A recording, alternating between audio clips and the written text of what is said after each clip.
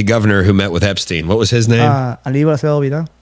If Epstein's connected with some of those bankers up in New York, which I'm still looking into that. I don't want to speak on that yet, but it's possible that there's a very similar blackmail scheme happening in Puerto Rico as there is in the United States. It wouldn't be surprising, right? When you mentioned it on your reel, I was like, oh shit, I didn't realize it was that close to Puerto Rico. And then when you mentioned about... It's like a 30-minute flight, man. Yeah, it's like St. Thomas. Right over to, at Little St. James, which is Epstein Island, is right off St. Thomas. Welcome to your podcast, Beyond Capable. Welcome back, people, from another episode of Beyond Capable. This is your host, Eddie Trinidad. Don't forget to subscribe to our channel so we continue sharing your story not only with you, but with the world. Today is a special episode because it's a new studio, new house, and a new guest. Gary Faust, right? Yes, sir. So I stumbled upon your documentary. I was just going through Instagram, and I saw a clip about this veteran that you were interviewing during the whole power outage in Puerto Rico and the issue with the power grid in Puerto Rico. You were doing a documentary about how some law firms are handling it or not handling it properly. And so that's why I stumbled upon your documentary. I saw it and it was powerful, to say the least. And but you know, you're the one that did the whole story and everything like that. So how it all started? How was the interest of doing this story? So I came across a tweet about one of the lawyers that is handling bankruptcy negotiations, and it was comparing his monthly retainer to the median income of a Puerto Rican family, and how this man was making more money per month than a Puerto Rican family is making in a year. Per month. Yeah, so that was what I thought. I was like, what the fuck? And so and then I kind of got a lead on the power grid situation, the blackouts, the ongoing issues with the energy infrastructure across the island, and what living conditions have been like there since Hurricane Maria in 2017. Yeah, 2016, 17. And I knew it was going to be a good story because when you see a statistic like that, the guy makes more money in a day than, yeah, that's what I meant to say, by the way. Oh. I will correct myself. The lawyer was David Brownstein. He makes $850,000 per month, which equals out to $27,000 a day. I used to have all the statistics on the top of my head because I was so deep in it.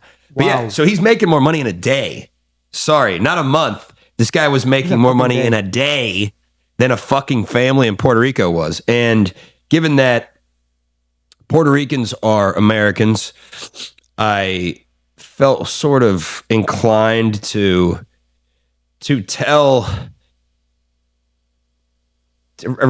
show the living conditions down there.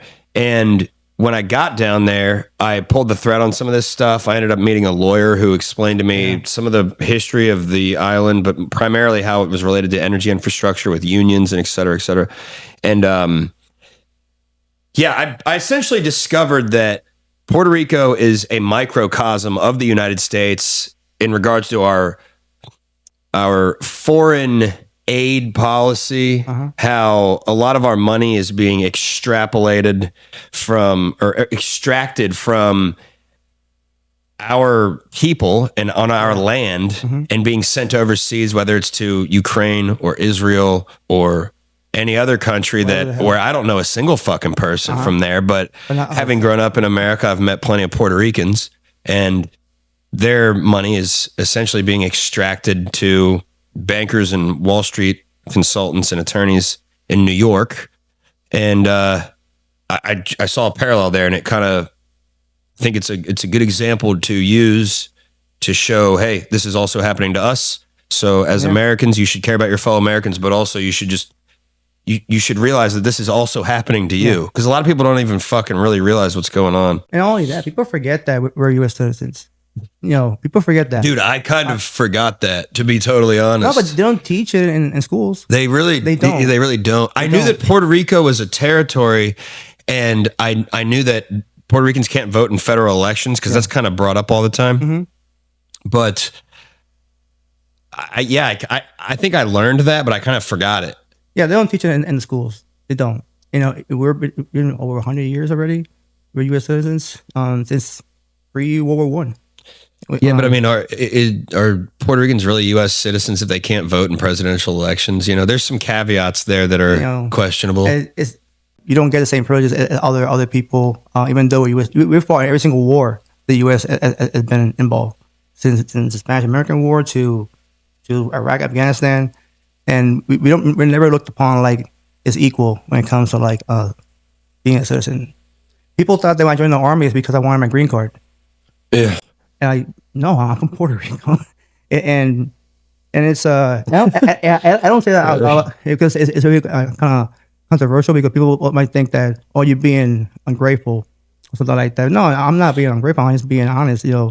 All empires had to get their hands dirty at one point to be an empire, and we all have a dark past, but it doesn't justify the fact that I'm gonna be okay with it, because it's the fact that you're giving me a status in society, and you talked to me during our trip here that how people feel about being Americanized or being prideful of being Puerto Ricans, and the culture, the identity, the American identity, and it's seemingly disintegrating even amongst white people. Yeah, I mean, it's not just well, this nation is Puerto Ricans are lacking an identity for many decades. You think so? Yeah. I don't know if I really recognized that in myself, at least, until more recently. Think about this. Like, when it comes to like things that we have in the United States, we take things from all the places and make it better. And so. Yeah, but I mean, do we? I mean, in our eyes, we try to. In our eyes, it's better. It's different than it was before. I see what you're saying when you say that Americans take things outside of the country and try to make them better. But I think a better term might be that maybe we optimize things. We make them bigger, larger than life. Yeah. But are they actually better, You know what I mean by that? No, I know, but even the things we eat, everything is like, you want a larger size. You want this. Supersize it. That documentary. Yeah. But our society is. We make them bigger, but it's not better because, dude, think about all the fucking poison that's in all the food and stuff. I mean, dude, I went to Europe recently, 6 months ago, for the first time. I've never really traveled over the ocean. I've been to Mexico a bunch of times and Canada, but I've been on the American continent my entire life. Okay.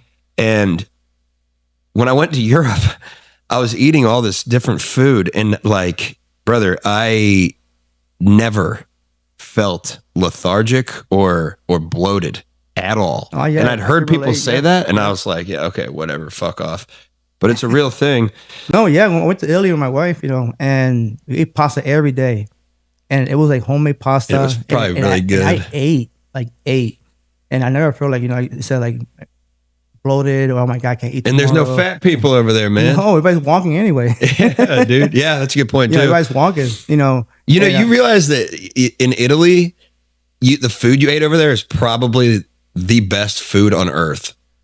Well, I'm Puerto Rican, so I kind of biased about that. Well, I mean, yeah, I guess everybody is to a degree, but yeah. I mean, no, dude, but Italian cuisine, dude, that's legendary. Oh, my wife's Italian, so I gotta go with that. Well, yeah, you have to agree with everything she says. No, I do. But it's all different. It kind of like, as you think about it, our stuff also comes from there too, because we eat a lot of pork. So it's like they eat in. There's Puerto Ricans took some of their. Yeah, we didn't have pork until they brought it from Spain. Huh. We didn't have that until. Yeah, so this is something that you and I were talking about, right? So I know what I know about Puerto Rico in regards to energy infrastructure and corruption and financial shit, but I don't know a lot about the actual history of Puerto Rico. I know about Operation Bootstrap. We can talk about that. I know about La Presión. I know about some of the sterilization campaigns that were funded by the Rockefeller Foundation. Uh-huh. And we were talking last night about, and by the way, thank you for bringing me down here, man. This is cool. I want to take advantage of the time I'm down here, and actually I'm going to go to maybe, what did you say? Deltona. Deltona or Kissimmee they or call it Del Rico actually. That's how much. because it's that many Puerto Ricans. Yeah, I'll probably go Dude, there. they then. got a street that says Puerto Rico Street. And Deltona, Ocala, Kissimmee is all. How do you pronounce it? Kissimmee? I thought it was Kissimmee. I have no idea. I'm probably butchering it too. Well, yeah, but I want to take advantage of that, and I want to probably ask people about Puerto Ricans specifically about the American identity, because I'm telling you, I'm at the point kind of where I'm wondering if it's a the melting pot theory of American culture, which I think came up in like the 40s or 50s. I wonder if that's actually beneficial, or if it's more like putting a bunch of things in a blender and maybe losing some of the uniqueness of the different ingredients, because I don't really know anything about my cultural heritage, to be honest with you. I'm Italian and German and Irish. I don't know anything really about it. I know American culture. Yeah. And anyways, the reason I'm interested in it is because I think it's important that people that still maintain their culture, which Puerto Ricans definitely fucking do. Every other goddamn Puerto Rican has a Puerto Rican flag in their car, which I think is actually badass personally. But my point is, that's what I'm curious about figuring out. And we've been talking about this. But that whole thing with the flag, people think it's like, oh my God, it's obnoxious. Like, because, it's among us Puerto Ricans sometimes, it's a thing. I don't see that anymore. But growing up, I was like, I always thought guys from the States differently than people from the island. We always thought that because we're from the island, we're more Puerto Rican than the guys from New York or Florida. But then when I started learning more of my history, I was like, man, we're all the same, because the flag was created in New York by New Yorkers. Really? Yeah. That's pretty cool. Yeah. And so, the flag that we have today, it was created in New York, not in Puerto Rico. It kind of reminds me of the Texas flag. Yeah, or even the Ohio flag. I'm from Ohio originally. We do it in honor of the Cuban flag, because we fought aside Cubans for the independence. So we were really embedded into like liberating Cuba. So we were really close back in the, I think it's 1800s, 1700s, 1800s. And so we were part of. We sent troops to Cuba to fight. That's why they have actually a town. Was this when Puerto Rico was under American rule already? Before. Okay, this is way before. Gotcha. Okay. This before. And so we sent troops there to fight next to Cubans to get their independence. And I might be, but I know it's a town named Puerto Rico or San Juan, something like that, in Cuba, in honor of those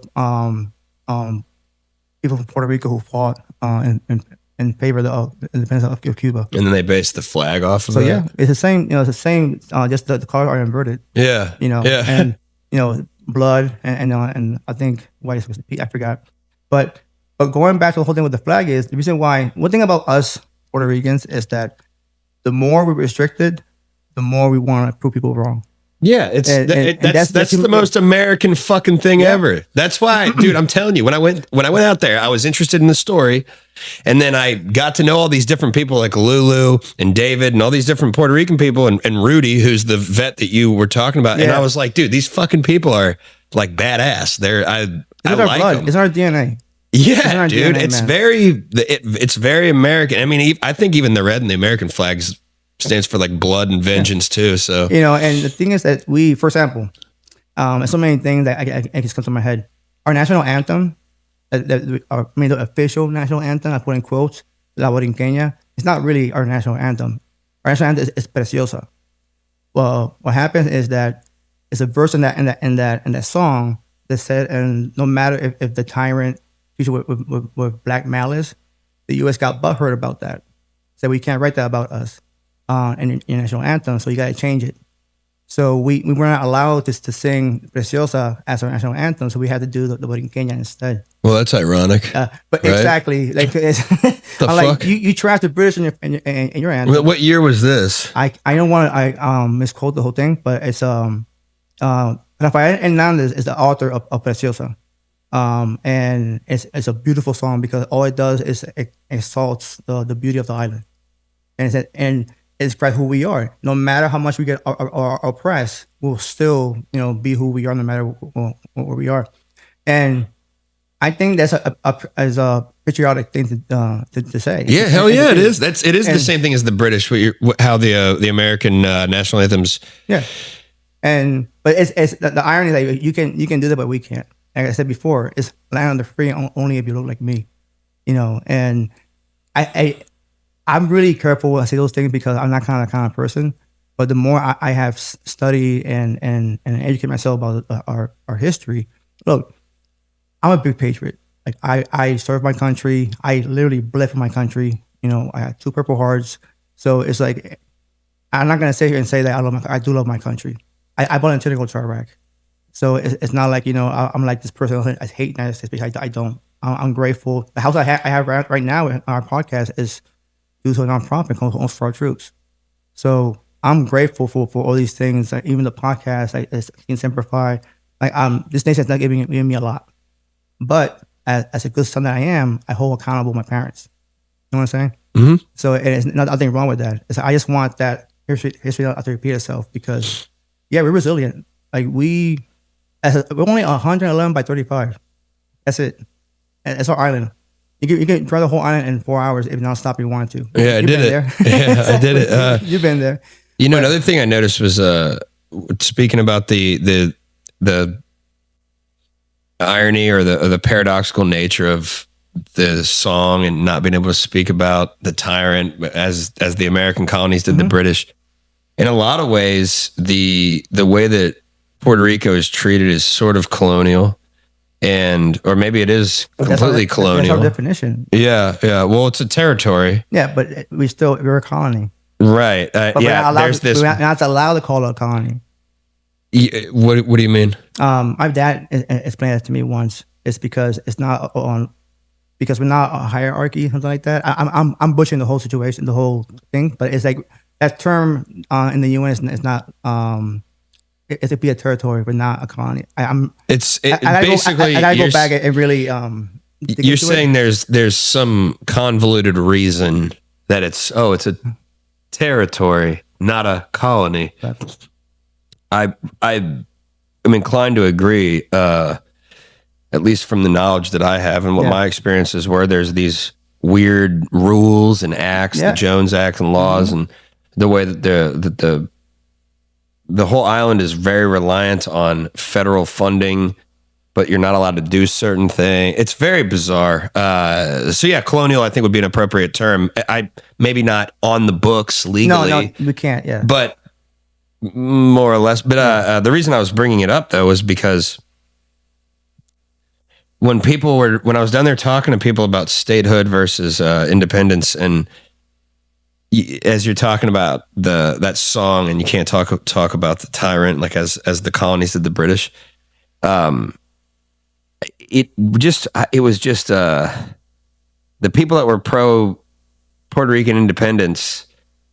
I felt like it was sort of maybe what the zeitgeist of the 13 colonies was. Seriously, where they're like, fuck some people were saying fuck the United States federal government. Mm-hmm. I don't know if they feel that way about American citizens necessarily. No. But and I'm like, I don't really like the federal government either. But also, I want Puerto Ricans to be Americans. But if Puerto Ricans don't want to be Americans, then I don't want them to. There's a conflict, is what I'm trying to say. And I don't think that you don't want to be Americans. I wouldn't say that. You just want to be treated equally.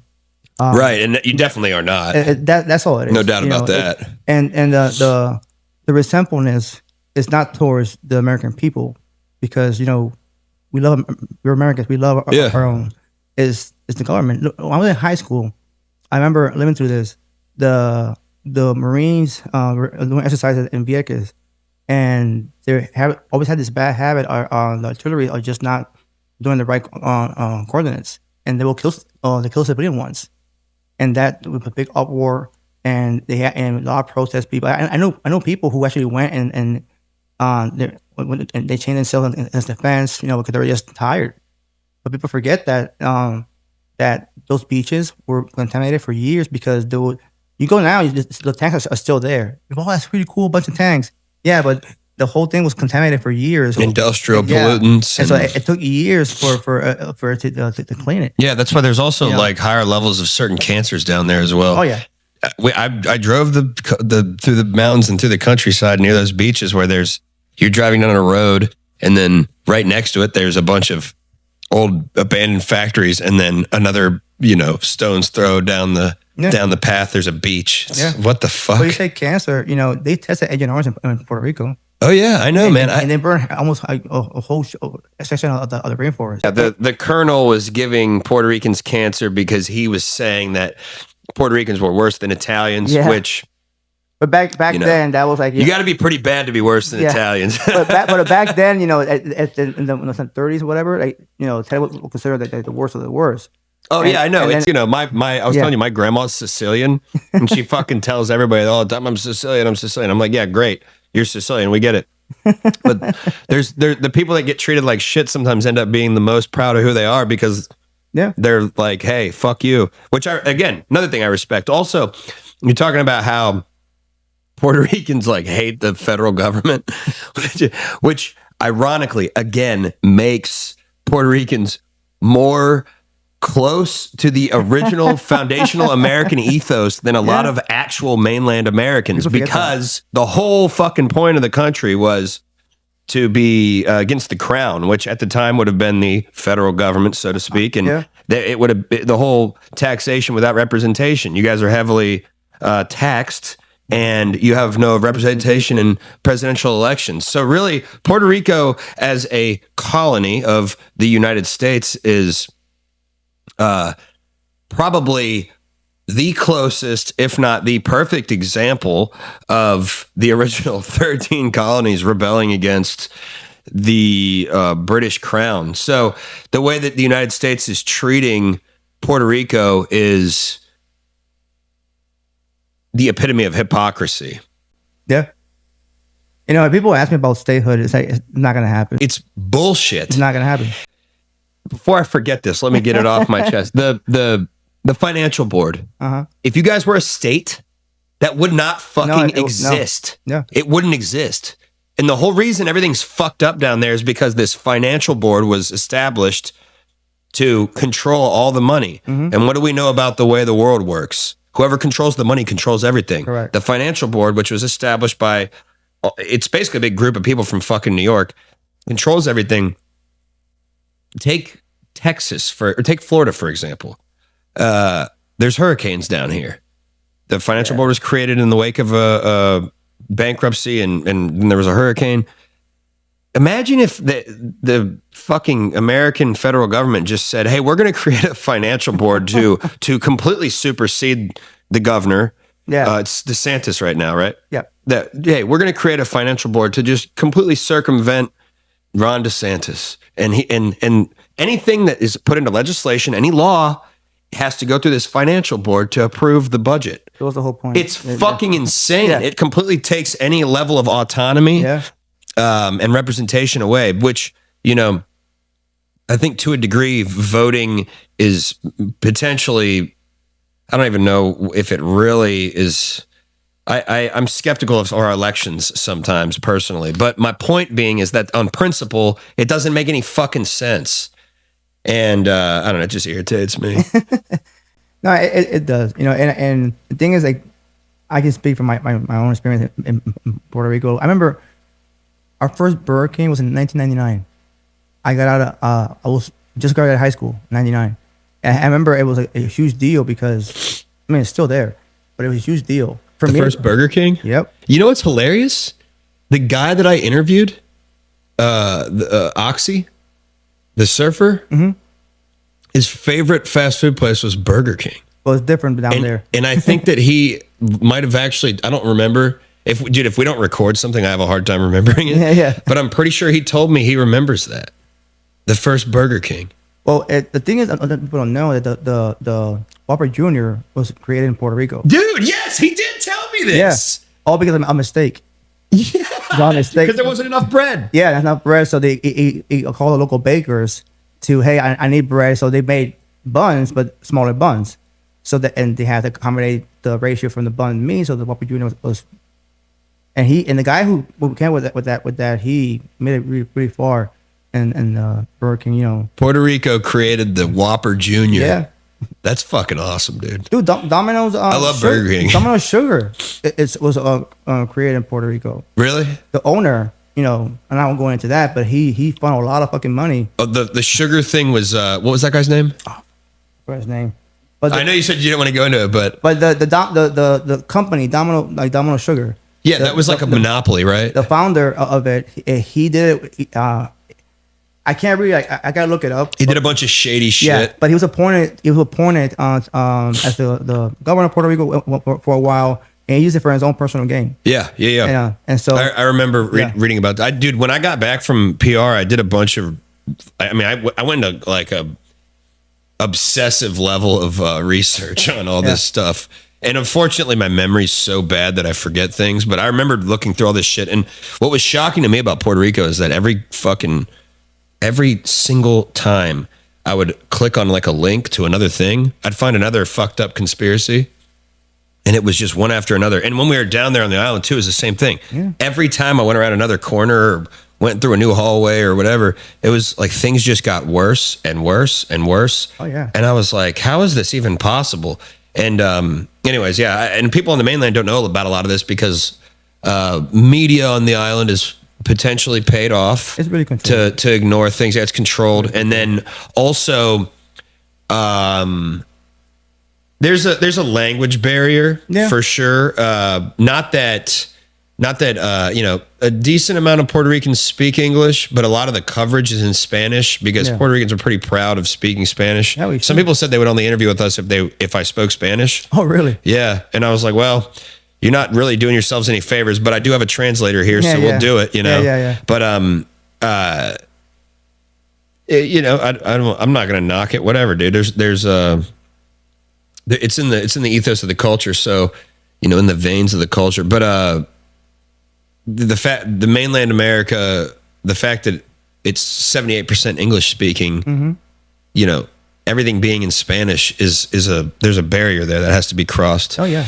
So even in school, like I remember going to school, my father, he made sure that we spoke English. He made sure he spoke English. I think we were I come from a really small town, Nahuatl. That's on the east side, really small town. People I don't even know where it is sometimes. But it's part of the rainforest. So all the hurricanes that go to Puerto Rico, it goes through us. Right there. Our Tainos, our indigenous, will call it the enchumbao. Enchumbao means always wet because it rains every fucking day there. Every day rains in my town. Really? Every day. You know how people I have problems with the snow and shit? I have problems with floods. Oh, it floods today. I can't go to school. Like that's the way it was. It'll be 4 or 5 feet of water, and everything like that. But so that was a problem you had growing up, was floods all the time. Yeah. Wow. The school bus sometimes had to go to the back road. It means that the mountains because it was higher up, right? And you've been through the mountains. Imagine a school bus going to those. Yeah, bro. Yeah, that's fucking wild. I remember we had this guy, our school bus driver. He had these big speakers and it put salsa and stuff like that on the way at home because we had barrios and we went to the main one high school. You said the school bus had speakers? Mm-hmm. Yeah, that's the most Puerto Rican shit I've ever heard, dude. Yep. Yep. That's awesome. So he had two big ass, like 13 speakers on each side, and he'll have salsa, merengue. And back then that was the thing, and but that was people from the island are really happy people. We're really happy, no matter how much party culture down there, man. Friendly people too. Everybody was friendly to me. I heard about this there's this gringo go home movement or whatever, but I think that's largely bullshit. Nobody was even remotely distant to me. Everybody was cool as hell. We embrace people. And I think that gringo thing might have to do with the people that are just down there doing, what is that, like Act 60 or whatever, trying to get tax breaks or whatever. Yeah. Well, the thing is that's probably what that's related to. Some people go there and they get tax breaks because of the fact they got dual residency. Yeah. You know, so they live 6 months in the States, 6 months here. I mean, I get it. It's there for a reason. They take advantage of it. Yeah, you want to take advantage of it, but you don't want to take advantage of the people. Exactly. But you go there and you buy like, you know, a whole strip of houses, then people can't enjoy the beaches, Well, dude, and shit like that. So that's what was yeah. Project Essentia. Yeah, have you heard about this? Yes. People buy all these properties, and not only that, even the government is doing that shit too. Fuck yeah, they are, Yeah. dude. Okay. So that's part of the reason why I'm paranoid about going back down there, because I've talked so much shit about the government and they're pretty corrupt. Oh yeah, have you heard so about? I'm a little paranoid. Have you heard about the Cerro Maravilla? No. Cerro Maravilla was a case on the 70s on the Gobernador Romero Barceló. He was accused of killing 2 independent kids from the independent party. Yeah. And, Okay. So, but they call Cerro Maravilla because it's where the name of the mountain where they were found. Okay. So they it's more to the story, but he was you know, indicted and everything, and he's pleaded the fifth the whole time. And he got away with it. Yeah, he got away with it. Yeah, that's what I'm worried about happening to me, dude. Well, so I mean, I'm not scaring you, but I'm saying is that shit happens. you're not scaring me, but fucking every other DM in my from a Puerto Rican in my on my Instagram was like, "Hey, be careful, dude." And I was like, I really stepped in a bigger fucking pile of shit than I thought I did. But that's way bigger. But that's in any country of power. Yeah, it is. You but know? There's safety measures. It's more obvious in PR because it's like this small. Yeah. Well, yeah, and there's also, I mean, I say this and then I'm like, yeah, but there's probably people killed all the time we don't know about in the U.S. that are whistleblowing something and nobody ever even finds out about it because they're shot in the back of the head 14 times and it's a drive-by. You know, Yeah. it's assassination by proxy. You know, they pay gang members to go, you know, commit a robbery in a certain house, and it's really to assassinate somebody. Anyways, my point was Project Essentia was another thing I wanted to talk about because the government's like basically allowing this commercial project to take parts of beaches. I believe it's primarily beaches. There might be more to this, but it's to take beach property and build, you know, commercial structures. Mm-hmm. And you know, meanwhile, there's the power and the infrastructure energy wise is still kaput. And the financial board, again, I don't know if people realize. I mean, Puerto Ricans realize, dude, when I would talk to people about La Junta down there, they were like, yeah, fuck them. I was like, oh, everybody knows about this. Yep. But I think it was funny because people were willing to talk about it. But and again, maybe it's just because there's the language barrier, but I don't see a lot of stuff in media. No, you're not going to see it. You're not. Okay. Yeah. So not it's not just that I'm not finding it. It's that it doesn't really exist. They're not going to put it up there.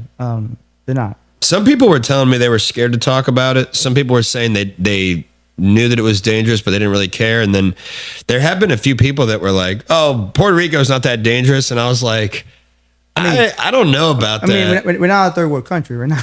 But, you know. Not yet. No, I mean, your guys' power...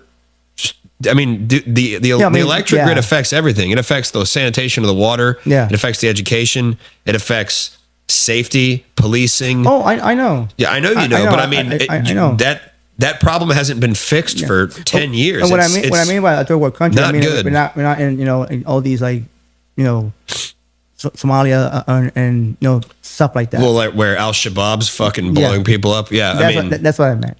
Well, yeah, but dude, still, I mean. But you know, I know that. But dude, I lived there. I own a house over there still. Do you know about Doral Bank and the assassination of Maurice Spagnoletti? I saw it on your reels. Yeah, I mean, this is what I'm talking about. People don't know about this kind of shit because, it's not really in the media all that much. But also, it's speculative, or it's, anytime somebody doesn't want something out, the government will label it a conspiracy theory. It's a conspiracy theory. They're crazy. Okay, dude, sure. The guy that went from New Jersey to Puerto Rico to investigate embezzlement and fraud in a bank that was later acquired by a bank where Jeffrey Epstein had a bunch of accounts was just happened to be killed in a drive-by. What coincidence? Yeah. Yeah, he was assassinated. And there was also apparently allegations of ritual sacrifice and Santeria connected to that. Not human beings. I think they were sacrificing like a fucking animal on top of the roof of the bank or something. Some weird shit. But Santeria is very common in Puerto Rico. Yeah, that's crazy, dude. That's crazy. Yeah. Santeria is pretty common for Puerto Rico, huh? Yeah, I mean, it's been, it comes from the slaves. It's stayed there. We're really close to Haiti.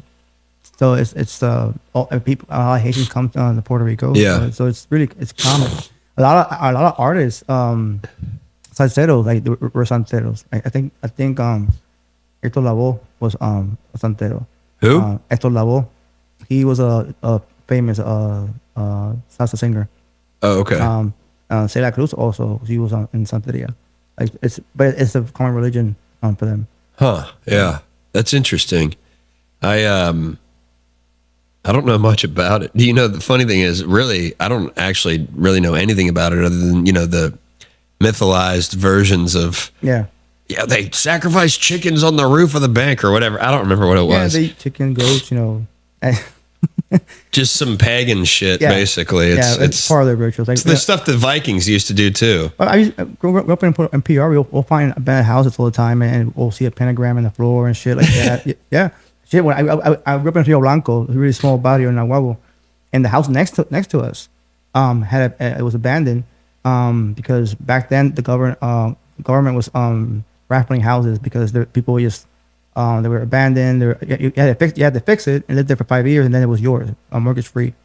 I think my family got one of those houses, and the house next to us it had no windows, nothing like that. And I remember in the middle of the living room was a big pentagram. And then I'll get freaked out the other day. You'll see fresh candles in there. I was like, shit, my mom like, don't go in there. And of course, you're. Is she Catholic? My mom's a Seventh-day Adventist. Oh yeah, you told me that. And but of course, kids, you want to see what's going on and stuff like that, But then somebody bought the house, and then I wouldn't buy the house, but yeah, it's common. It's something that a lot of artists stuff like that practices. Right. Yeah, speaking of the Seventh-day Adventist, unrelated, but I was telling you I went to Waco the other day. Yeah, you did tell me that. And we went to the Branch Davidian compound, and I kind of snuck in, not really snuck in, but because the gate was unlocked, but it said it was closed and it said no trespassing, but it said you can give a $10 donation, but it was open. And I went up to the camera and I said, I'm bringing donation money. And so I walked into it's on my buddy Danny Mullen's YouTube channel. I don't know if it's up yet, but by the time this comes out, it probably will be. But I was holding two $20 bills in each hand, walking up with my hands in the air. It was interesting. Just side note, unrelated completely. Yeah, everything, huh? But I don't know if I would want to buy a house that had a pentagram in it. I'm not that. I'm not super. I was raised Catholic, but I'm not that. I don't give skeptical. A fuck, but at the same time, it's like kind of like it's a little creepy. Here. Yeah, somebody died here. Like, yeah, but no, it's thing about us is, and I go back to that is we really built history. Like for example, and during the Korean War, you heard about the Borinqueneers. Borinqueneers were the only active duty army unit that was all fully Spanish speaking. And it was the Borinqueneers. Borinqueneers. Mm-hmm. And I'm assuming everybody watching this knows, but can you explain where the term Boricua comes from? It's actually the term is mean warrior in the Taino language. No shit. Yeah. Dude, that's pretty badass. Yeah, if you think about it, see how we are as people. Like any Puerto Rican I have met, doesn't matter, big or small, they have big hearts. Yeah. And we got one of the best boxers in history. We're really resilient people. Resilient people. Even in that same example, Borinqueneers, it was right after World War II. So the U.S. had a big draft. So they're not going to do another draft, you know, at the state because the U.S. had one. So what they did a draft in Puerto Rico. So back then, but when you go to they were drafting to go to the war. And it was no work back then. It was in 50, it was probably 52, 50. Go back real quick. We became a Commonwealth in 52. And we started going to Korea in 52, 53. So there might be some reason there, right? Yeah. The first flag that we ever created was shipped to the Korean troops over there. Really? Yeah. So we became a Commonwealth while the guys were over there. But the thing about that it was a really sad story because my grandfather used to tell me this, that you had to go to El Morro in San Juan, and they will, depending on the color of your back, and depending what unit you would go into. So it was What? Yeah, they make you take your shirt off, depending on the color of your back. It was like, because the farmer's tan, so they want to make sure how you were white or brown or whatever the fuck it was. Right. And then depending on the color of your back, they were assigned to a unit, either or Puerto Ricans or one mixed with white people and stuff like that. All officers. So basically, if you were upper class and didn't have to work in the fields and you weren't a redneck, you went with the whites. Yep. Did they do the same shit to like white rednecks too? I don't know, but it's I heard by other people who I worked for the VA for many years. I knew a bunch of guys who went to that unit. Actually, President Obama recognized them with a really nice award. But because it's kind of like trying to amends what they did because they fucked them over. Uh-huh. We're in Korea. They were just kind of like sending us, I say us because I'm a vet. They're sending all the troops onto the parallel 38, and in parallel 38 is a really inclined like mountain. So they were using actually bodies of live troops as sandbags. So when you're going up, you're not gonna shoot your own friend. And so they were sending all these troops up there, and look, it's a suicide mission. We're not gonna make it. So people start refusing to go. And they were sending the Borinqueneers? Yeah, we were the ones. But them and the 25th Marines were only two people. Only two people. The 25th Marines and the 65th Infantry from Puerto Rico were the majority of the troops that were there. So they used the Puerto Ricans and the Marines. And the Marines, they don't give a shit if you're black or white or whatever. They treat everybody. Yeah. What's that old saying? They treat everybody like they're black? Yeah. Yeah. I'm Army, so I don't know. But I did hear that. But the thing is that they conducted the biggest court martial in history to that unit because a lot of people refused to orders because they were literally getting killed, and it was like a suicide mission. And I'm paraphrasing the whole story, but they got fucked.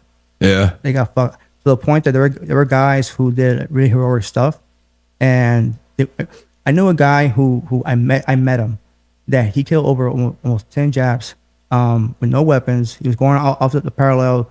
With no weapons? Yeah, because he got wounded. He lost his rifle. And on the way up, he would grab the own enemy's grenades and throw them back to them. Holy shit. And he didn't get a Medal of Honor. Really? Nope. Because back then it was super racist, huh? Yeah, it still is. But, and I say that for more personal reason from my own Army experience, but they got fucked. They got fucked. And to the point that our first elected governor, William Marin, had to go and kind of like plead for them. Now a bunch of them go to jail. What happened in consequence was that all those guys had their records all messed up because I met a few vets. Were they dishonorably discharged? No, like someone like I had a sample. I had a guy who was in Korea and his 214 was papers for discharge. They didn't say he was in there, and he has pictures. The guy had pictures and everything. But it said he went to boot camp. That's it. Huh. And he did a whole tour in Korea. And you were telling me that before that, at one point, they weren't even letting. Can you explain how it was working with? They were not letting Puerto Ricans go fight on the front lines. Oh, and World War II. If you came from the island, they were shipped to Hawaii and support. Support. Like, it was really rare. Even black soldiers weren't allowed in the front lines. In World War II, they were either clerks. They did mail, drivers, but you wouldn't see. We really rarely see a paratrooper who was black, or or infantry. It was really rare. You'll see, but it's really rare. Now, why was that? I honestly, I don't understand it. To be brutally honest, I don't understand it because if it was still segregated at that point, the military. Okay. And so if don't sound really fucked up, but if they really don't like that race, what do you think you put them in the front lines to begin with? But in the military, is an honor to die in combat. It's really honorable to die in combat. I think that people will saw that they didn't deserve that honor to be amongst those warriors that dying in the battlefield. So by the time Korea came around, they changed that. I mean, think about this. We just finished World War II, and it was like a 5-year war, and atomic bomb and all this bullshit, and all the fucking white soldiers were dead or wounded or what. So now the thing is that it was 52, 51 around there, and so they just did a whole draft in Puerto Rico. Right. The entire and the irony is that we'll do the draft, and by the way, here you're a Commonwealth now, and now you can elect your own governor now, in exchange of like going to war for us. That's the way I see it. The same thing in World War One. World War One was 18, like that. World War One, 1916, 17, 18. Yeah, around there. We became official U.S. citizens a year or two before World War One. You know what else happened before World War One? The establishment of the Federal Reserve.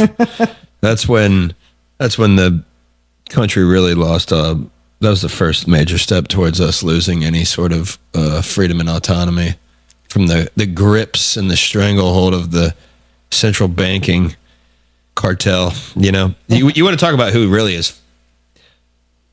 I mean, it's the same thing with the financial board. Yeah. They're controlling money. That's how you control a country. But that's another sidebar. But the thing about when I was going through all this is that when I saw your documentary as somebody who was born and raised in Puerto Rico, it pissed me the fuck off because like we're already down already. We're already in this shit sometimes. I remember I remember my first hurricane ever was Hugo in '87, and I remember a avocado tree hitting my house, and it shook my bed so hard that I was knocked off the bed, and it knocked all my teeth from the front and everything. I was like 8, and I went to Andrew and I think George, and living in the Waco was really the tip of the East Coast, that's where they come in from, right? Yep. So you're hit with the first. Yeah. So the thing is, like the whole island got devastated, but I remember just dealing with a lot of floods because we were in the middle of the rainforest. Like the town that I grew up in, Rio Blanco means White River, and everywhere you drive around there, you'll see water, and seeing how difficult it was. Remember, because we did depend on hydroelectric plants, so it was always flooding. Then you can't open the plants because it can fuck up everything. Yeah, essentially it makes the water unsanitary because it floods the filtration system, I believe, like the actual water pumps. And the water pumps are electric based and they fail, and then it causes water hammers and pipes explode, etc. Okay, so, gotcha. Every time we'll spend weeks, months, during Maria, I was already in the States, but I couldn't get a hold of my family for a whole month. And I was like losing my shit because I didn't know they were doing okay. My mom was okay. We had this 1 a.m. radio station, WWII, and we had to send a thing to Facebook to the radio station to see if my mom can know that I was like, hey, let me know you're okay and whatever. This is like 2018, 2017. and we had to resort to that because I couldn't send anything home. I couldn't mail anything. And it was like, and my brother would tell me that sometimes they had to go and like spend like a day or two just for gas. And when he told me that, it reminded me when I was in Iraq. And when I was in Iraq, people would spend days on lines just for gas. So him telling me that, and like the time I saw that was when I was in overseas. Like, holy shit! Like this is like third world country, kind of stuff. And like food was really not much of it. My brother told me once that they will go to Walmart at night and wait until they will throw stuff from the freezers, and it was still good, but they had to throw it out.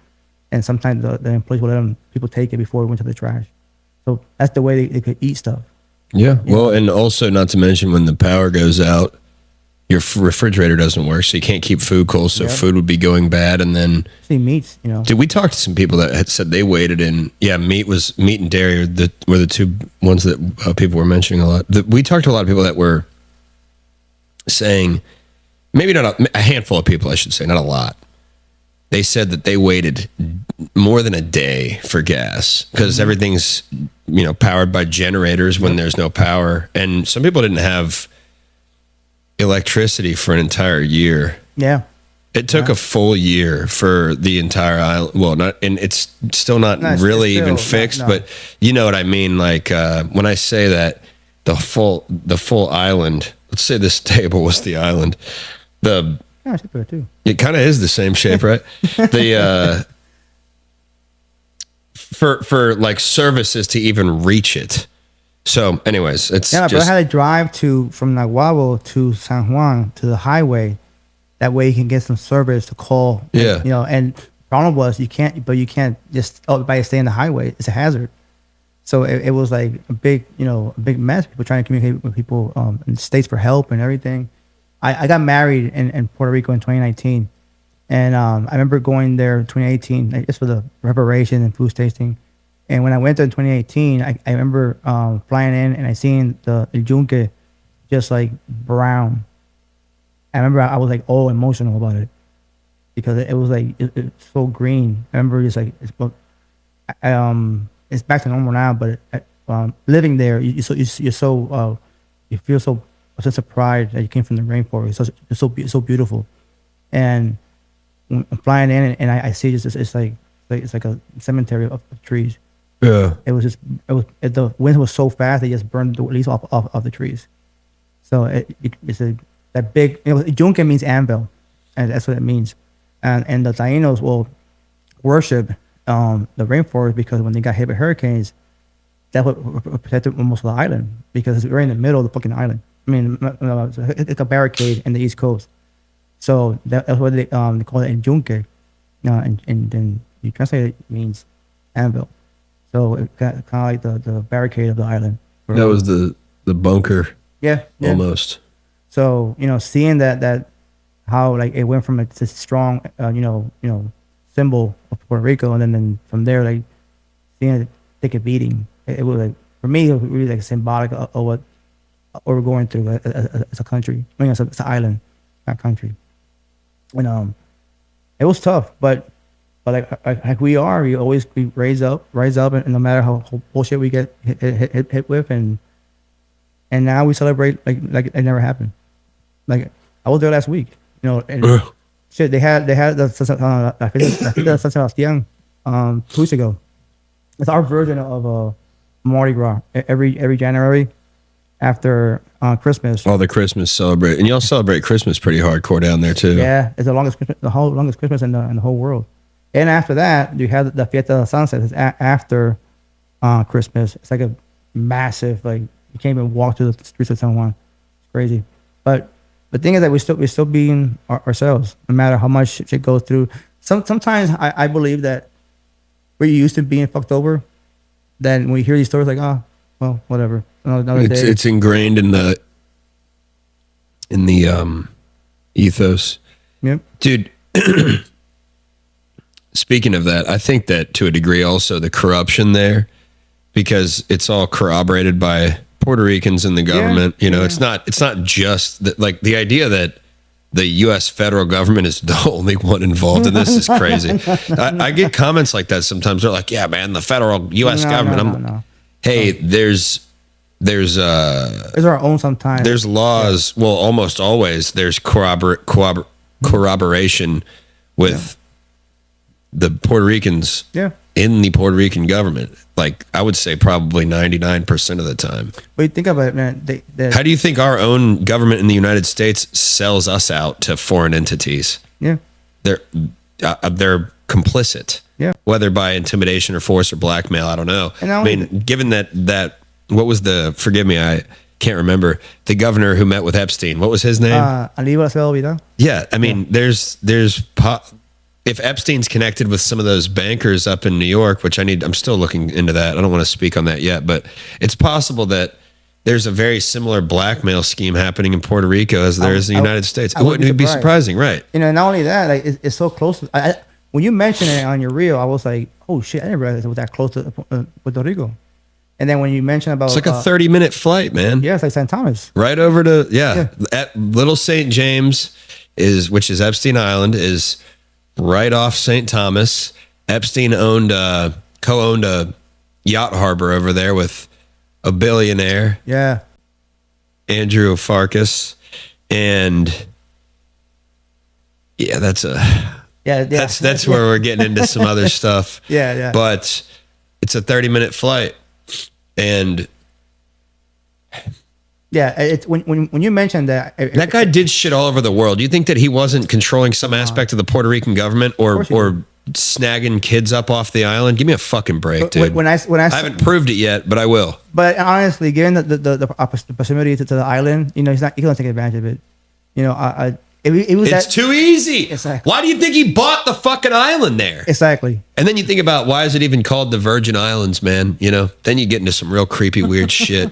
Not to mention all the stuff that's being released in those files, dude. I'm obsessed with those. I've been here for 24 hours and pretty much 90% of what I've talked to you about has been about the fucking Epstein files. And given that I've got a large Puerto Rican audience from all the stuff we were covering down there, I've kept it pretty isolated to any connections to Puerto Rico, but there's so much weird shit down there, dude. It's crazy, man. Do you know about Nikolai Mushagian? Have I talked to you about this guy? I think you mentioned. I did a reel on him too. So Nikolai Mushagian, and I'm at like a broken record at this point because I keep talking about it, but it is very peculiar. It's this crypto millionaire who is well established in the cryptocurrency realm tweeted about a joint CIA Mossad sex trafficking operation being conducted on the island of Puerto Rico. And he said that they were going to use his ex-girlfriend to set him up, essentially. And then they were going to blackmail him and then kill him and, torture him to death or what have you, whatever they do.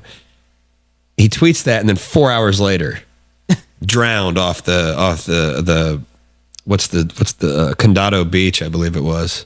4 hours later. I mean, come on, dude. I mean, you think that he was onto something? 4 hours later, somebody read that tweet. Well, and not to mention the Epstein connection. I mean, and Epstein was running a sex trafficking operation. He's right there. I mean, that guy, Nikolai Mushagian, was probably onto something. And it's been dismissed as, he's crazy. Oh, you did say that. Conspiracy theory. Yeah. I mean, the term conspiracy theory was basically coined by intelligence agency in the U.S. I think it was the CIA with the Operation Mockingbird. They basically created that term to discredit people, which is funny because now it's like completely the inverse of that. I think people are starting to realize that a lot of the conspiracy people are right about stuff. Not to mention, it's been about 10 years since the WikiLeaks emails were leaked. And that's another thing that people were like, we thought those people talking about that were crazy. I read all those emails when they came out, dude. That's a whole other thing. But conspiracy happens all the time. People conspire to do things, especially when it's in government and corruption. And Puerto Rico's corrupt because there's not a lot of opportunity there, which is because of this thing called Operation Bootstrap, which was a joint Puerto Rican U.S. economic initiative. And like I said, corroboration with Puerto Rican officials. Yep. It was modernizing it. I don't even know if it was the idea. The idea in its, I think it foundationally was going to result in Puerto Rico becoming completely dependent on federal funding from the United States regardless. But the idea was to modernize the economy by industrializing it, and the focus was going to be on factory work and tourism, which happened, but now people are leaving because there's no jobs there because factories have basically left America completely. Yeah. I mean, my hometown's like that. Dayton, dude, it was all GM, National Cash Register, and now it's all heroin. Everybody that was working in factories doesn't have a job, and they just started doing drugs. But it's in Puerto Rico. During the '80s, a big boom of like they had the Volkswagen was there for a while. That's why a lot of Volkswagens in Puerto Rico. Really? Yeah, I think in the '50s. So there was some level of There's like Pharmaceuticals is really big in Puerto Rico. Right. But they're not. Are they there anymore? Yeah, Pfizer's still there. They are. In Dorado, it's a big headquarters. But not all the pharmaceutical companies that used to be there, but a lot of them left. But the thing is, let me go back to that though, because some what they do is I don't know the law. I had the number in my name, but I don't want to say that it'd be wrong. But a lot of people do is they go there and they'll have a tax break for 10 years. Then on year 10 or year 9, they'll change the name of the company and stay for another 10 years. Oh, really? That way, another loophole. Yeah, that way they can stay another 10 years with a tax break. So all that company left, but they really didn't leave. They just changed the name and stay in PR. Okay, I see what you're saying. Microsoft did that. But there's still a lot of jobs that left, though. There's a reason that people can't find work down there. They're coming to the mainland. There's no work, honestly, right now. That's what I'm saying. There's no work. That's not today. Today is there's no work. I remember when I was even when I was growing up, I got out of high school, it was some work in hotels, like and here and there. But they're really tourism's still going to exist. Yeah. But that's that's not something you can. That's really, one sector. Yeah, you really have to hustle. It's funny that Pfizer's down there. I don't know if I totally realized that. I knew there was pharmaceuticals in Dorado. I used to drive. Dude, Pfizer. I mean, Puerto Rico was one of the most tight ass places about pandemic. I mean, that's Pfizer is in Dorado. I know because I usually drive by there every single day to go to my house. So I'll drive by the Pfizer every single day. Yeah, and they were working on in the middle of fucking town. Dorado. They were working on vaccines and Jesus Christ. So, and a lot of a lot of companies. But right now we don't have much to rely on. Like, a lot of people will just go. They'll just after college or just go straight out of high school to the U.S. To the U.S. That was done by design. That was basically what Operation Boot. That's the result of Operation Bootstrap. Either that or going to the military. A lot of. I'm one of them. Like I went to college after the fact. But I joined the army right after 9/11. And as did many people, right? Yeah, my cousin died in 9/11 on Michael Trinidad, and that kind of like made me think, I want to do something about it, and so I joined the army and I volunteered on my first tour. But I remember in my group it was 12 of us from Puerto Rico volunteered, and speaking of how resilient we are, like we were only 12 Puerto Ricans in a whole brigade from Louisiana.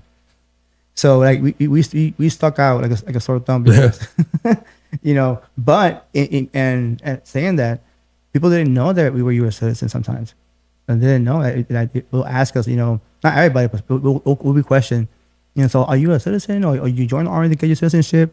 I'm like, no, dude, I'm from Puerto Rico. It's part of the U.S. And I'll find myself constantly educating people on my status because It's not taught in schools.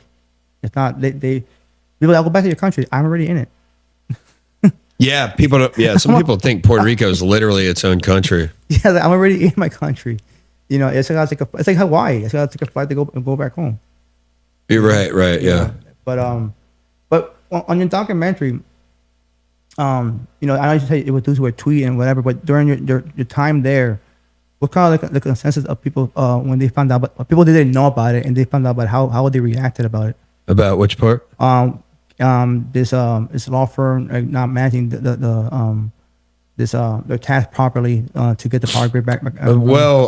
We didn't talk a lot. We talked to people about La Junta, the actual financial board, and I think most people were already pretty familiar with that. But what they weren't familiar with was the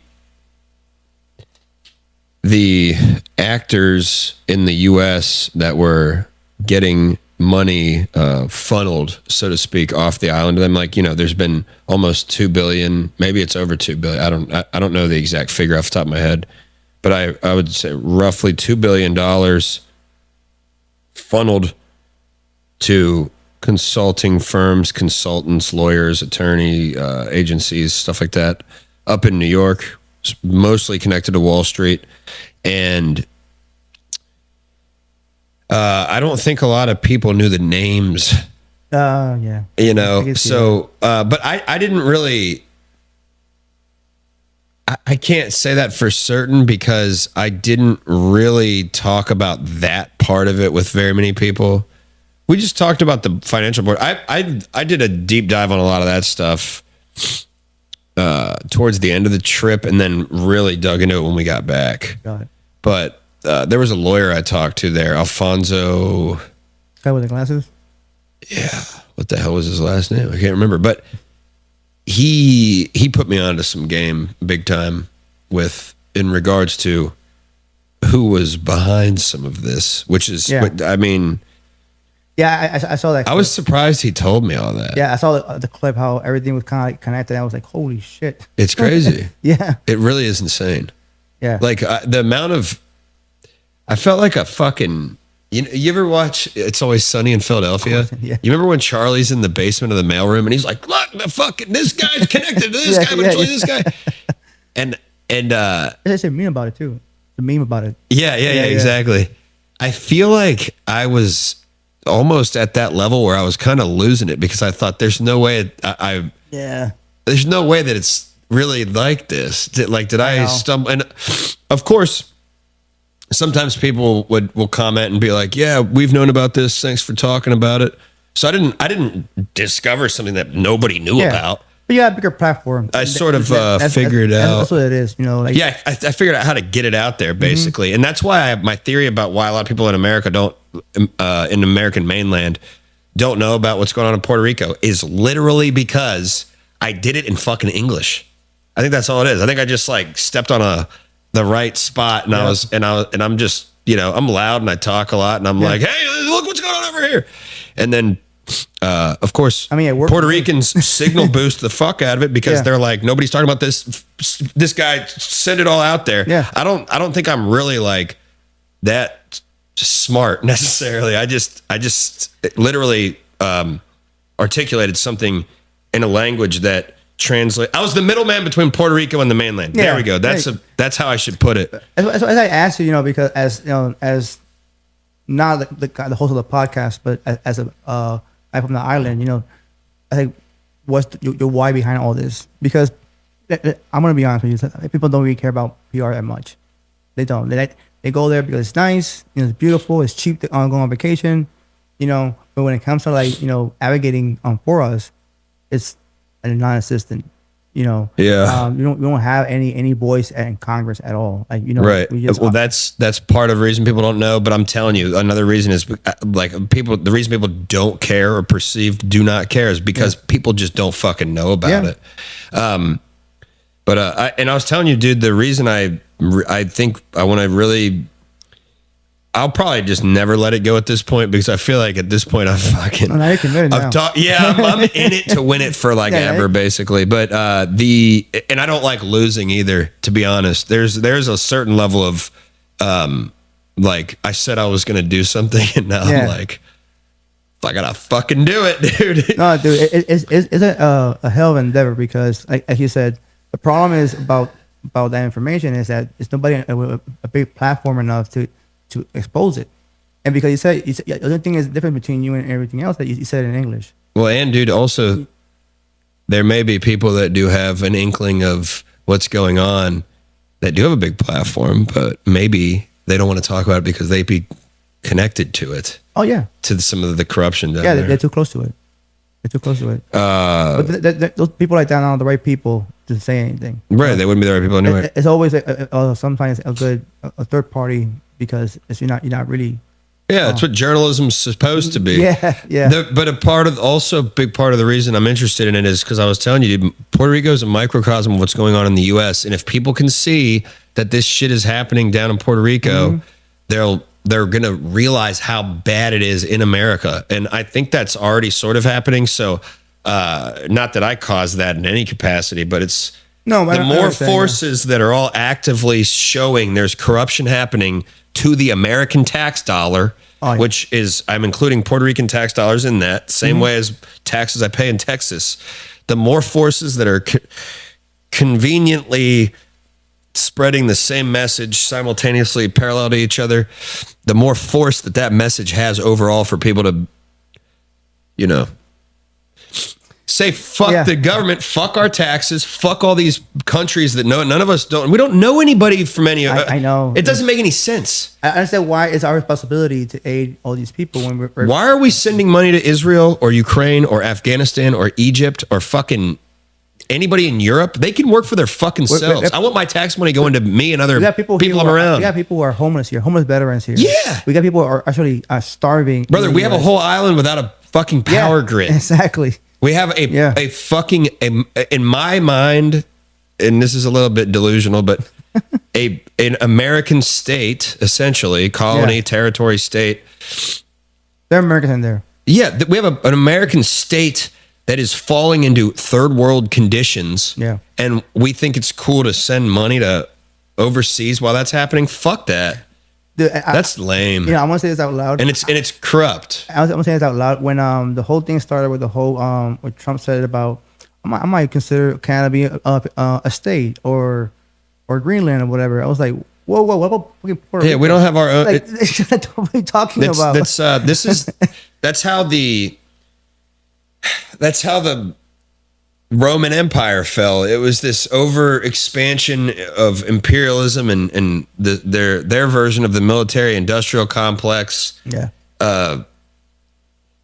Just over expansion in general. And then what it meant to be a Roman started to dissipate. The military became filled with mercenaries. Nobody knew what the fucking Roman identity was or why it mattered or the same things happening in the United States. Yeah, right now. It's honestly, it's year 250 of America. It's 2026. We're exactly at 250 years of existing, and that is the exact number that they say a constitutional republic democracy lasts. So we're technically in what could potentially be considered the last year. I mean, am I being pessimistic? Maybe a little bit, but the parallels are there. And I think, again, Puerto Rico is a good example of that. And really just the American foreign aid policy it's all, why it just, it's a clusterfuck. Why we're not taking care of any of our own people. No, we're not. So, well, but the fat cats at the top, they're still getting taken care of. Dude, they're getting corporate bailout. No. I hope that Puerto Ricans retain their culture with the coming Americanization. It's unstoppable. When we talked yesterday about it, I really think and we were talking about the Tower of Babel. Yeah. We're talking about all these things. It's been something that's on my mind, man, because when I'm telling you, brother, when I went to Europe, I realized I don't know shit about my own people. Yeah. And I don't want that to happen to anybody else because it kind of sucks. It does. That's why I'm so adamant about knowing about my history, because the more I know about where we came from and the things we had to go through to be where I am today, I am more grateful for being a Puerto Rican every single day. Yeah. I mean, everybody should be proud of who they are. In my opinion, exactly. Doesn't really matter. Exactly. Even if your doesn't matter who you ancestry's done something bad, you can't That was your ancestor. hold on to. Yeah, dude, it wasn't you as a person. Right. And there's something to be said about the fact that America's, unless there's a country I'm not familiar with, and I guess there's been civilizations that have been put together of different peoples before. I think Rome was kind of like that. The Khazarians were kind of like that. The Russian Empire may have been similar in a certain capacity, but America may be one of the first nations of people that is built of people from other nations. Yeah, people forget that. Yeah, it's still an experiment, and it's cool because we have our American identity, which we're talking about is kind of tattered right now, and I don't really think it will make a recovery personally. Just seeing the trajectory of how empires kind of fall apart, decline of empire, it is what it is, but that's why I think it's important that people retain their own their culture from their own ancestry, because if you don't, you're going to have a culture of an empire that's dissolving. Yeah, potentially. I mean, I could be wrong. No. I don't claim to know everything. Sometimes I speak with conviction, and I think people think I know everything. But and you I think don't. about this, and whole people say, "Oh, history repeats itself." It rhymes with itself. But I if you think. think about it, it's that saying is for a reason. Yeah. Because it does repeat itself, and I think it's up to us how to happen. And I'm so adamant about knowing my history, because the more I know, then the more I know what not to do in the future and be a better version of who I am. Because I mean that's I would my say goal. I would say that knowing history is important, but you got to remember also there's curated versions of history that we're taught. Of course, but what is important that you're learning from your history that I think is irreplaceable is the culture. Yeah. Which is defined by the artwork and the food and the whatever, but. Like everything that you see from the rebellion, from Abisu Campo, to people that done things like, for example, people don't know that the first insurrection, people who went to the Capitol Hill was Puerto Ricans. It was Lebron and two other guys, and they shot a CIA agent. In 50, they're trying to kill President Truman.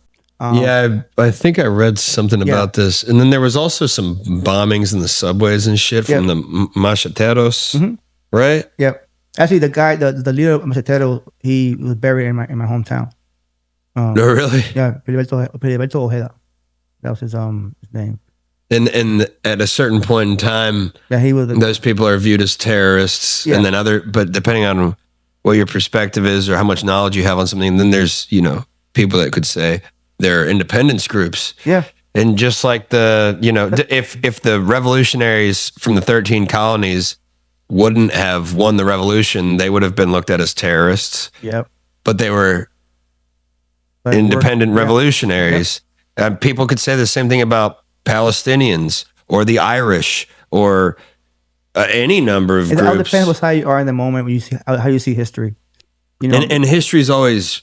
I think it's pretty fluid. I don't know if there really is any true history. And there's some account of events that only God knows. It's like that game you play in school that you say one word at this point, and the time it gets to me is all like telephone. Yeah. So these stories come over from Europe, but the time it comes to us, it has like 8,000 versions of it. Has some truth in it, but people just sometimes either enhance it. Like, for example, it's in school we were taught that the forgot the name of the Spaniard, but in school we were taught that the Taínos thought that the Spaniard was a god, and for them to prove that he wasn't a god, they drowned him, and when he didn't come back to life, they're not gods, so that it's go and attack him. No. The guy who was drowned was a rapist, and he kept on raping guys' wives.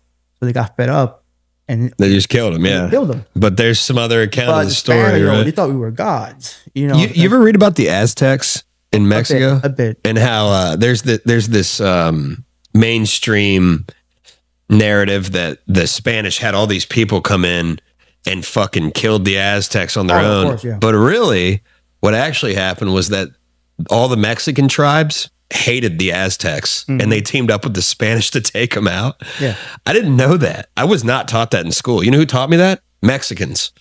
Mexicans taught me that the Aztecs were fucking hated. Yeah, that's another piece of it's just an example of the propaganda, you know. Yeah. In school, not until I went to college, is where I started learning more about our history. Right. Different because now it's not as curated as you know as public school. Well, the internet, you know, has opened the avenues for people to learn a lot about different histories and versions of history as well. Gateway, the flood of information. Once you open Pandora's box, there's no closing it. I mean, we can try to censor the internet all we want, but that's not. I'm against that completely. Even if there's wrong ideas out there. You know, another thing I was thinking about that when you're talking about, I learned more about my history and this and that. I'm like, when I learn about, you know, these like old Germanic tribes that sacked Rome, for example. You know, like when I think of Germans, right? I'm like, oh yeah, Germans. They're like, well, I guess some people think of like Nazis and shit, but I think of like engineers and like clean cut people. But like the Germanic tribes were like fucking wild animals, and they went to Rome and just fucking killed people and raped them and shit. And it's crazy because you're like, well, that's fucking horrible. Who else do we hear something about that? Like, what other groups of people do we hear that about? Oh, like the Mongolians, the Native Americans, fucking everybody ever. Dude, in the Old Testament, the Jews were going to cities and just circumcising all the boys in cities. Dude, every group of people at some point did some horrendous shit. Yep. You know, but history doesn't, it's written by the winners is what I was getting at. Yeah. So I don't learn about that shit because, or not me specifically, but nobody really learns the true account of anything until from one source, because the source that writes the book is usually going to paint themselves as the good guys. But really, that all it means is that they won. Yeah, they won the fucking battle. That's all it was. I think it was yesterday. Is that the one thing that I learned to this day about being in war is that human beings can do anything. They're the most vile thing on this earth. Mind-boggling, because seeing how all human beings can treat other human beings, maybe not be surprised anymore. Our history, we haven't changed. Yeah, we haven't changed. You know, we don't. It's funny. All religions talk about love and talk about, you know, loving your brother like yourself. But we hate ourselves most of the time. Yeah, well, religion gets hijacked for ulterior purposes all the time. You know, you're talking about humans hate or whatever. The chimpanzees are one of a few, very few animals that are capable of torturing and knowing it. Interesting. Yeah, they'll purposefully hurt or maim other animals or humans if they don't like them. Like but we're, you know, according to mainstream science, we come from chimps. So, you know, is that crazy? No. But anyway, I just thought that was interesting. That's something I learned relatively recently. You know, it's like I said, it's going back what I was saying about Puerto Rico is I hope that eventually, I mean, I'm optimistic because I love my island and I want my island to be the best, you know, and be okay, of course. But the reality is that when with money involved and power involved, that always supersede the need of the people. You know, people love more power and money than the need of others, unfortunately. You know, but that's what's going on right now. Only thing that's happening is not because of the fact that they care about what's going on in the island, the people not having power, the fact that they're filling out their pockets. You know, and more zeros they have in the bank, the more happier they are in life. Yeah. You know, does money really equal happiness? Hell no. Or same thing with technology. Is technology really helping us? No. Dude, I couldn't figure out how to start your fucking stove earlier, man. I was like, you said, yeah, man, take the Jeep to the store, get a burrito or something. I was like, all right, cool. Jeep didn't start. I go back inside. I'm like, all right, now I got to figure out how to make this make these eggs on the smart stove, which I did figure out, by the way. And they were pretty good, actually. When I saw the text, I was cracking up, and I was like, "Oh shit!" I sent you a picture, bro, of the eggs sitting there. Yeah. It took me like no joke. I figured out how to make one of the burners like slowly boil. I still don't understand it was on low, right? So like the eggs are sitting there, and like 10 minutes go by, and it's still transparent. They're like a little bit whiter, and I thought, oh, I'm not doing this right. I must figure out another way. So I used a different burner, and I fucked with it for. Yeah, I figured it out though. No, it's funny because I was like, I might call my wife and hey, can you help Gary out with the stove? Because like I'm coaching right now. But then I figured it out. Okay, because I'll always, dude. If I put my mind on something, I can figure anything out. I think every human being can. Well, maybe not every. Like somebody with Down syndrome probably couldn't figure certain things out, but the average, a human being can figure out a problem if it needs to be solved. People don't have any Down syndrome, and it's still like. I know people who are Down syndrome are smarter than some people don't have any Down syndrome. Yeah. Well, hey. Yeah. That's really what does that say about the current state of our education system and I'm telling you, human man. autonomy? Yeah, I'm telling you. Sometimes I'll be surprised of just regular human beings, the things they decide to do sometimes. But so Gary, now any new project you having going on in the future? Yeah. Well, right now I'm working on a few things. We went to Vegas. We got a vlog that we shot out there. That's sort of a more fun one to bring it back to doing some fun things. Because we went to Dearborn a couple months, 2 months ago, and interviewed Muslim people out there because it was in the news. And I thought, well, my buddy Davey hit me up and he got canceled for telling a Muslim joke about, he's a comedian, and he told this joke about Muhammad getting raped in the desert. And so people got upset. He got canceled, and then he hired me and Joel to go up there and film a documentary for him. And I was interested in it because I wanted to know is there really this like Muslim problem up there? Which you can go watch that if you want. It's on the YouTube. It's on YouTube. The title is. We went undercover in Dearborn, Michigan, I think. Okay. It's on the Street Gonzo YouTube. It's collaborated with Davey Jackson. But anyways, my point was that we did that, and it was pretty serious. I mean, for the way I operate, I kind of am fucking around, even if it is serious. I can't really help myself. But the tone of that was a little more serious. But I was very interested in talking to those people because I've never really had that in-depth of a conversation with a Muslim person. So that was interesting, dude. And given that you were over in Iraq, it might be especially interesting to you too, because you've had obviously contact, probably negative and positive with Muslims, right? I mean, but you're right. But so, anyways, long-winded way of saying that I did something fun out in Vegas.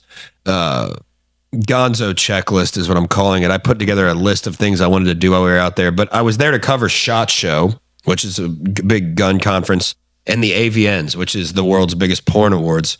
And so we got a video that's basically about the NFA tax on NFA items like suppressors and bump stocks and stuff like that being lifted. But it's really about the ATF.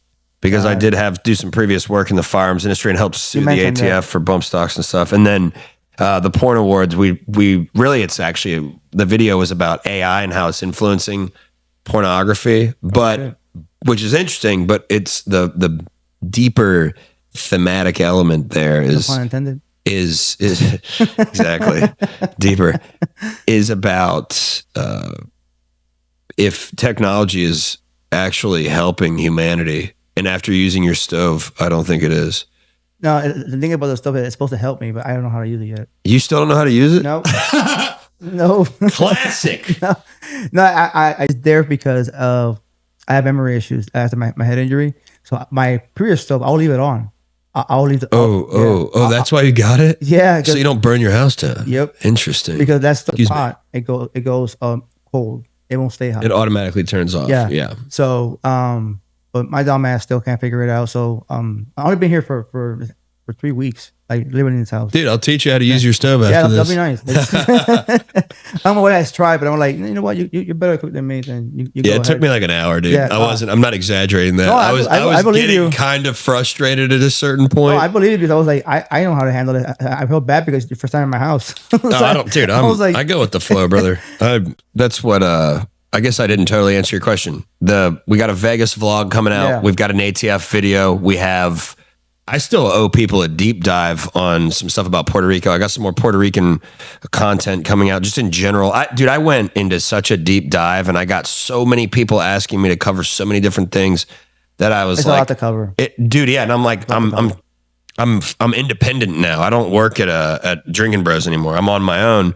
So I'm self-funding these trips and I'm trying to get some good videos out. So I'm working on a ton of stuff on the business end of things and in content creation. And I've been working on a film about the Austin entertainment scene for the past 5 years. So I'm trying to do all these things and still find time to get out the content that all these Puerto Ricans are requesting of me, which I'm totally down to do. I'm not opposed to it. I've taken this story upon myself now to keep covering it. Yeah. Because it is like almost from a journalistic standpoint, dude, it not to sound like an asshole, but it actually is the island of Puerto Rico is like a it just keeps giving me more things to cover, which sucks because most of it's, you don't want it to be that way. Yeah. Most of it's negative. Yeah. Which sucks. But as a journalist, it's like a honeypot. The way I'm looking at it, I'm like, okay, well, there's more like boxes to check to say, okay, people need to know about this. So I'm accomplishing more good by covering all these things, but that just means that there's more bad, which I'm conflicted in a lot of these things sometimes when we cover them, but so I got all that shit to cover too. So I'm trying to get that stuff out, and on top of that, I'm looking into the Epstein files, dude. I'm just spread myself so fucking thin, but it's because I'm a fucking workaholic, dude. All I do is work. I slept today for like 13 hours. This is the first time I've slept. Good.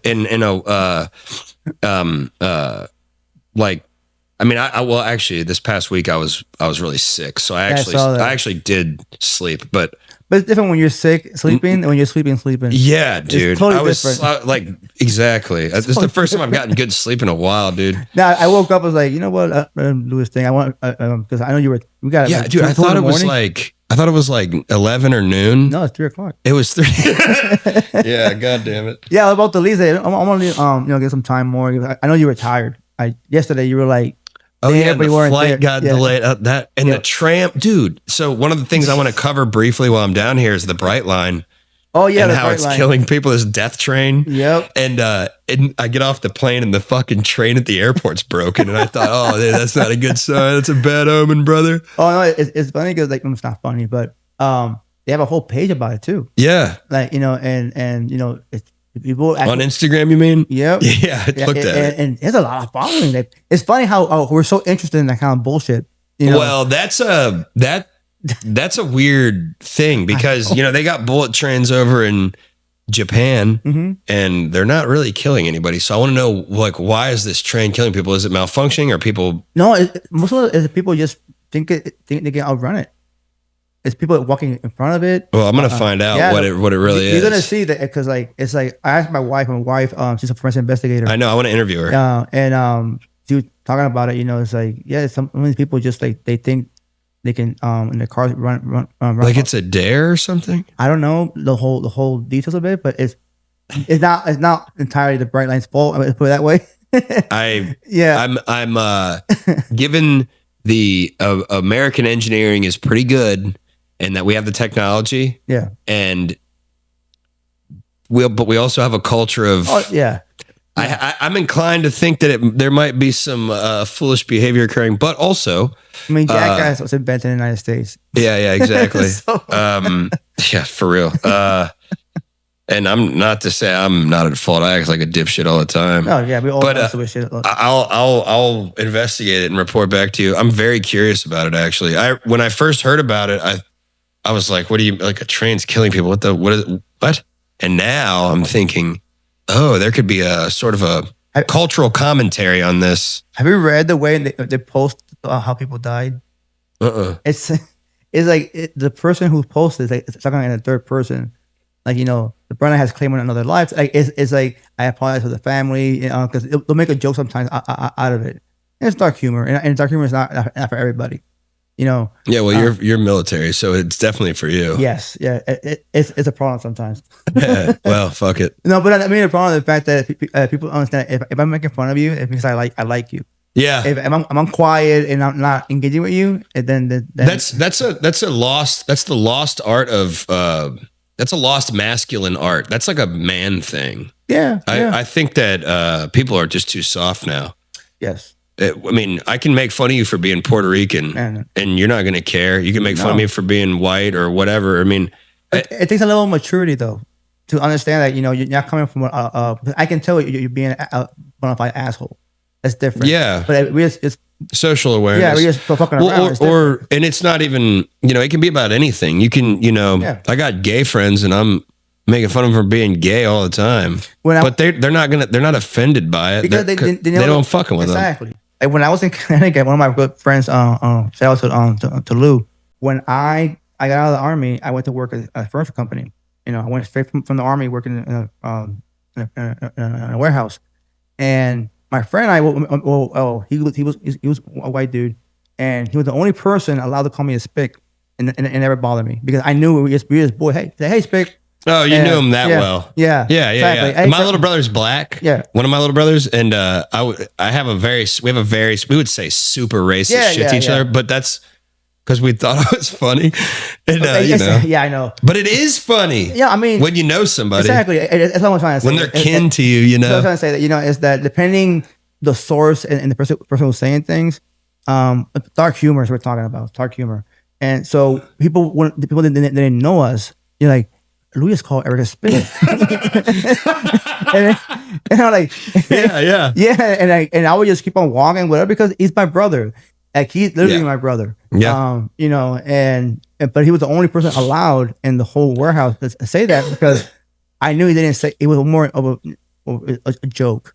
That'd be interesting if we could get to that place as a society, just collectively, where everybody was so cohesive with one. I mean, I think that's probably impossible, but if we could get to the point where we were so cohesive with each other that we could have that kind of camaraderie. You probably have that in the military to a degree. Yeah. No. I always say if people, if I die and they see my DMs about my friends from the Army, I won't get in so much trouble. Oh yeah. Because the darker it is, the funnier it gets. Oh yeah. But think about this, with combat veterans. A combat veteran has the most darkest humor that you're gonna find, and that's why you get along with cops and firefighters because we have a fucking tough job. Mm-hmm. So when you have a tough job, you gotta find something to pass the time. What I'm saying is that when you're in a situation where every day you're seeing shit every day, or you're getting shot at, or you're losing friends, you gotta find something that keep your sanity, and that's where the dark humor comes in. Yeah, it's almost a coping mechanism. Yeah, that's exactly what it is. I mean, it has to be. It has to be. You think about it. You're spending. When I was over there, we did a year and a half tours, 18 months tours, and that's almost a year and a half. And all every day is Iraq. In my case, so it becomes home, and you have to find something to keep your mind in the same level. So yeah, some joke. That's why I came to the stage. Sometimes people want to get my humor. When I post things on my story on my personal page, now I'm on the podcast. Sometimes things that I will post and things that I will send DMs to my friends because not everybody gets those jokes, and nowadays you offend the wrong person, then you get canceled. Well, I think that's done now. I don't think cancel culture really exists anymore. I haven't seen it in a while. I mean, and not to mention anybody that is offended by something you say, fuck them anyway. The whole thing about being in the United States is that the fact they have First Amendment. So it's being an American, you have to. It's part of being an American. Yeah, you might not like what I say, but so what? Yeah, I mean, I get offended by shit sometimes. Yeah, I think we all do, and we all. Everybody to a degree says things that are offensive, whether they even realize it or not. I mean, you just got to deal with it. We live in a multicultural, multiracial, we live in one of the most probably diverse societies to ever exist. So you're going to be offended by shit. And the key to it is don't be a Karen about it. And if you do, and you realize you're being a fucking bitch about it, don't double down. Just be like, okay, I'll just let it go. Dude, everybody gets offended by stuff. Of course I've been offended, and I'm like, yeah, fuck that guy. Yeah. He called me a cracker, fuck you. And then later I'm like, yeah, dude, he really gives a shit. But think about it. If you dwell on it, then you're wasting your fucking time. Yeah, that's what I'm saying. And it's not like you're making the situation any better anyway. No. It's like road rage. You get mad at the person, and they can't hear you in the car. Just get out, beat the shit out of them, and move forward. At least you're doing something productive out of it. Yeah, no, I mean, I know you're joking, but I'm not. Well, kind of. I mean, it just depends. I'm not saying you should actually get out of your car, but like if somebody says, hey, you want to fight? Yeah, pull over in the parking lot, throw some hands, and I never understood move on. I never understood guys that they were like, "You want to fight?" And then they said, "Yeah, okay, but I don't want to." Then shut the fuck up. That dude, I can't tell the story, but that happened to me recently, and yeah, I never understood. This dude literally said that to me. We pulled over. I believe it. Yeah, without giving too many details, I think I can kind of tell you what happened. Basically, this guy was flipping me off, and he followed me into I wasn't even pulling over to pull over. I was going to get my mom food. Oh. My mom was in town visiting. I was going to get her food. I was by myself. And we pulled into the park. I pulled into the parking lot. He followed me into the parking lot, pulled up next to me, and he goes, "You want to fucking fight?" And I was like, I don't give people. I was like, "Oh, do I want to fight? This guy looks like my size. He looks like my age. Of course I want to fight. What do you mean? Are you kidding me? We were just yelling at each other in traffic, and you present this opportunity. Now, if somebody pulls over and they're bigger than me, or they look like they can beat the shit out of me, well, no, I don't want to fight a guy that I'm going to lose to. Obviously, why would I want to fight a fucking dude that's going to? Why would I want to get my ass beat? But no, this guy he hopped out, and I got out, and I was like, yes, let's do this, let's engage. Yeah. And then he didn't want to anymore, but I still did. You know what I'm saying? Now that's the end of the story right there. For me, thank God. Thank God for me for jiu-jitsu, man, because the more I learn, the calmer I get. Like before, I was a hothead. Jesus Christ. Well, jiu-jitsu, everybody I know that does jiu-jitsu is pretty mellow and doesn't want to fight because they know they're going to win. Yeah, I mean, yeah. If anybody ever wants to fight me, I mean, generally speaking, or fight anybody, not even me. Yeah. They probably, I mean, I have a hard time believing that they're actually training. So the odds of winning are like 50-50. My experience in life is that the ones are quiet is the one you got to be careful. Oh, absolutely. Now, Gary, I had a lot of fun with you. I hope that is not the last, first or last time you're going to by the podcast. Oh, yeah, dude. I'll be around now that I know you're down here. Anytime I'm in Florida, there's always videos to shoot in Florida, dude. I'll pop down. Yeah, man. I mean, my house is always open for you. Now you know how to use the stove now, so... Yeah. I'll show you, dude. We'll cook some steaks. Yeah, that'll be our next task. Meat. Hell yeah! Well, thanks for having me on, dude. I appreciate it. And I appreciate the hospitality too. I'm very appreciative of that. Oh, of course, man. That's how I am. You know, I grew up. One thing about Puerto Ricans that we want to make sure that whoever if you're our guest, you're our guest. You know, and that's my side of my culture that I like to embrace a lot. You know, if you come into my house, then you're my guest, and I'll feed you, make sure you're doing okay. You know, that's one thing that I do like of my culture growing up is that they took care of each other. I grew up like my mom worked 8 to 4, and my dad worked same shift. So my neighbor took care of me, and that was okay. But now you can't do that anymore. You know. I was the kid that I would be all day running around. I had lunch in the neighbor's house, and I had breakfast in the other neighbor's house sometimes. But that was how our culture was. We took care of each other. So you don't think that exists anymore? I haven't experienced it anymore. No, I didn't. Like I said, I have a house there now, and I grew up that you knew everybody on the street. Yeah. Why is that going away? Well, it's a lot of things. People are tired. People are tired in the island. People are tired. It's been so many things. They just want to just be with their own, you know. And I don't blame them. After Maria, that really shook the island. Yeah. It really shook the island. You know, we had a really big migration again to the United States because there was no jobs. Right. But we still, as you know, you've been to our island. We're still who we are. We're still happy people, no matter how much is going on. You know, we still find a reason to laugh and party about something. You go every weekend to Puerto Rico. There's always something going on. Yeah. Always something. Friday after work at 4:00. Call it Vida Social. I don't know if they call that anymore. It's like social Fridays. Vida Social. So after Friday, anywhere in Puerto Rico, you call on a Friday afternoon. Don't bother. The people already get checked out, and they want to just go to the bar, go have dinner with their families.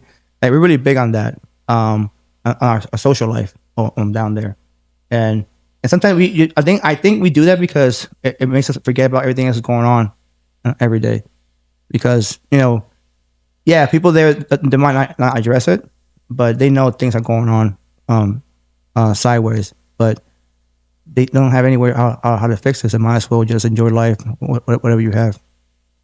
So yeah, you gotta make do. Exactly. But hey, man, I thank you for being again on the podcast. Like I said, always welcome. Anytime you're in the area, the house is always open to you. So feel free, always give me a call, and you got a new friend here now in Port Orange, Florida now. Hell yeah, dude. So, well, I'm gonna go interview some people this week. We'll see and see how that goes. I'll keep you posted on that. We can maybe we'll come back and tell you about it. Yeah, man. But yeah, I'll go teach you how to use that stove right now. Yeah, I might do that. I'm hungry. So, Fuck yeah. Followers out there, thanks for tuning in, and until next time.